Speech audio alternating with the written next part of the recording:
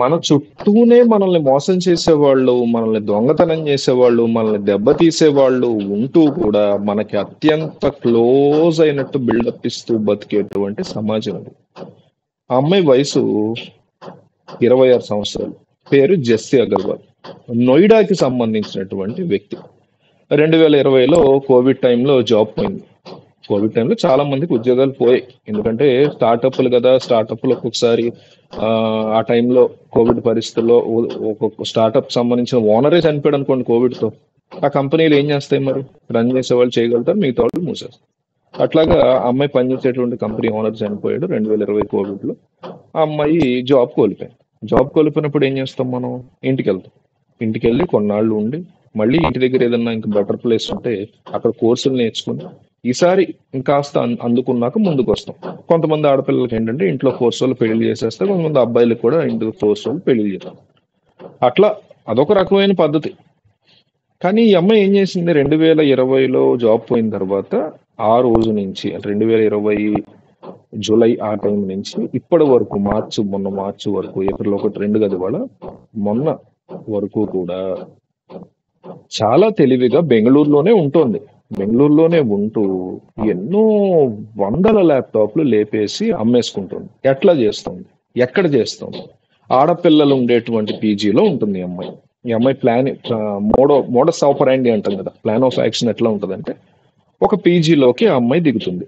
దిగిన తర్వాత తన రూము, తన చుట్టుపక్కల రూమ్ లో కాస్ట్లీగా ఉండేటువంటి ఐటమ్స్, ఎస్పెషల్లీ ల్యాప్టాప్స్ ఎక్కడ ఉన్నాయనేది ఆ అమ్మాయి చూసుకుంటుంది. ఓకే, రూమ్ నెంబర్ 103లో ఒక ల్యాప్టాప్ ఉంది, 205లో సెకండ్ ఫ్లోర్ లో ఒక ల్యాప్టాప్ ఉంది అనేసి లెక్కేసుకుంటుంది.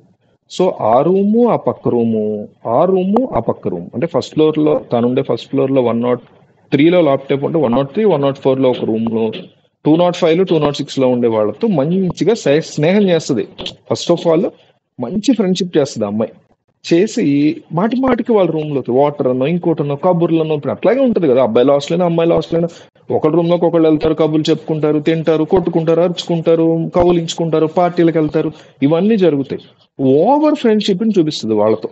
వాళ్ళకి అవి ఇవి కొనిపెట్టడం, జ్యూస్లు ఆర్డర్ ఇవ్వడం, నీరసంగా ఉంటే టాబ్లెట్లు తెచ్చిపెట్టడం, ఈ రకమైనటువంటి నమ్మకాన్ని బిల్డ్ చేసుకుని సడన్ గా ఒక రోజు ఏం చేస్తుంది అంటే, ఒకే రోజు అదే పీజీ నుంచి 2 ల్యాప్టాప్స్ ని సీసీ కెమెరాలకి ఎక్కడ దొరకకుండా చాలా తెలివిగా సైడ్ చేసేస్తుంది. అవి కూడా ఛార్జింగ్ లో ఉన్న ల్యాప్టాప్స్.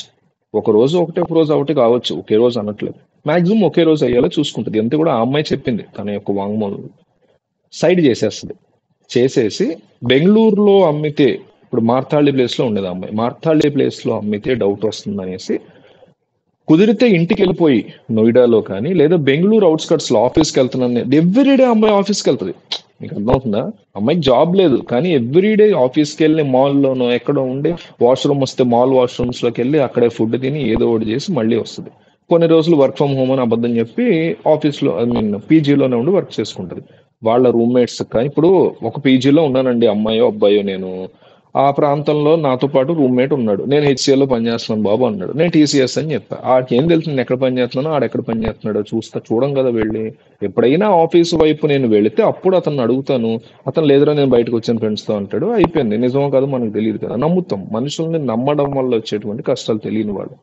సో అట్లా ఆ అమ్మాయి ఆ ల్యాప్టాప్లు తీసుకోవడం, ఆ మార్తాళ్ ఏరియాలో కాకుండా అటు వైట్ ఫీల్డ్ కానీ, లేకపోతే ఇటు బస్సనోహళ్ళి వైపు కానీ, ఒక్కొక్కసారి దొడ్బల్లాపూర్ తెలుసా మీకు, దొడ్బల్లాపూర్ ఏరియాలో కానీ తీసుకువెళ్ళి సైలెంట్ గా ఆ ల్యాప్టాప్స్ అమ్మేసి, అంటే ఈ దొంగ ల్యాప్టాప్లను అమ్మి వాటిని మళ్ళీ మార్చేసి విక్రయించే ముఠాలు ఉంటాయి. అందువల్ల ఇలాంటి వాళ్ళకి ఈజీ అవుతాయి.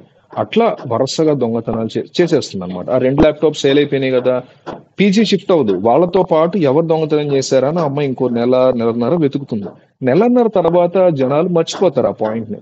మర్చిపోయినప్పుడు అందరినీ కౌగులించుకుని బాధపడుతూ, నాకు అర్జెంట్ గా వేరే చోట ట్రాన్స్ఫర్ అయింది, నేను అక్కడికి వెళ్ళిపోతున్నాను అని షిఫ్ట్ అయిపోయి సిమ్ కార్డు మార్చేసి కొత్త వ్యక్తిగా అక్కడ మళ్ళీ ఎంట్రీ ఇస్తుంది. ఈ పీజీలో ఇట్లా జరిగింది అనేది ఒక చిన్న విషయం కదా.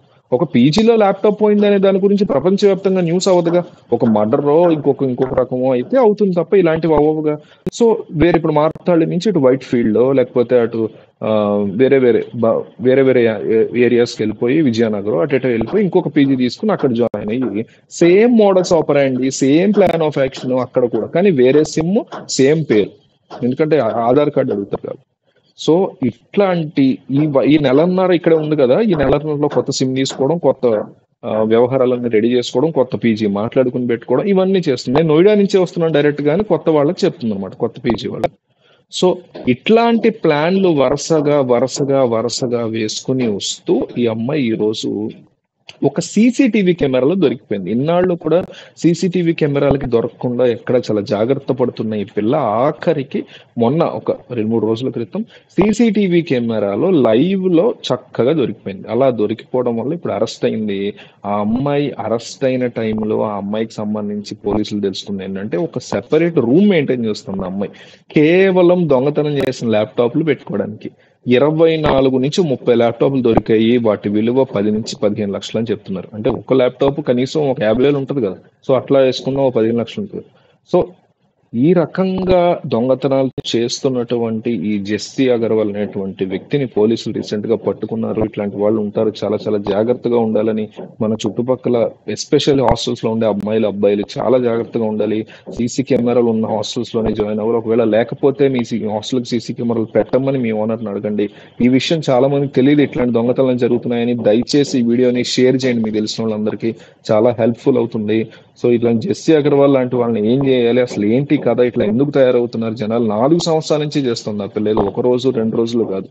కోవిడ్ టైంలో జాబ్ పోతే ఓకే, అందరికి చాలా మందికి పోయింది, మళ్ళీ బౌన్స్ బ్యాక్ అయ్యి జీవితంలో మళ్ళీ ముందుకెళ్ళాలి. కానీ ఒక ఎడిక్షన్ లాగా, అంటే మందు తాగేవాడు కొన్నాళ్ళ తర్వాత ఎట్లా అయితే అలవాటు పడిపోతాడో, దొంగతనం చేసేవాళ్ళు కూడా మొదట్లో ఓకే నేను ఇబ్బంది పడుతున్నాను కరెక్టే, కానీ ఈజీగా అయిపోయిందిగా ఈ దొంగతనం, ఏదో ఇట్లా కంటిన్యూ చేద్దాంలే అని వీళ్ళు ముందుకు వెళ్ళిపోతారు. సో ఆ రకంగా కూడా అమ్మాయి చేసింది. సో చాలా జాగ్రత్తగా ఉండాల్సినటువంటి పరిస్థితి. హాస్టల్స్ లో ఉండే వాళ్ళందరికీ దయచేసి వీడియో షేర్ చేయండి, హెల్ప్ఫుల్ అవుతుంది. చాలా